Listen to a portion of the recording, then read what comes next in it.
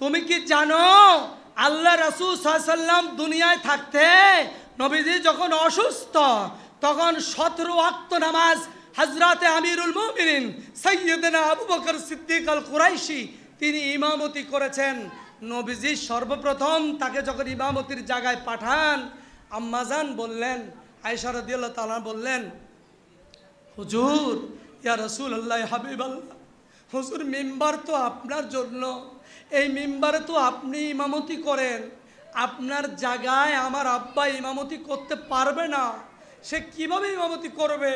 আপনি সাইয়্যিদুল কাউনাইন, আপনার জায়গায় কিভাবে ইমামতি করবে? তুমি কি জানো এই মিম্বার নবীজির, এই মিম্বার মুহাম্মদ সাল্লাল্লাহু আলাইহি ওয়াসাল্লামের?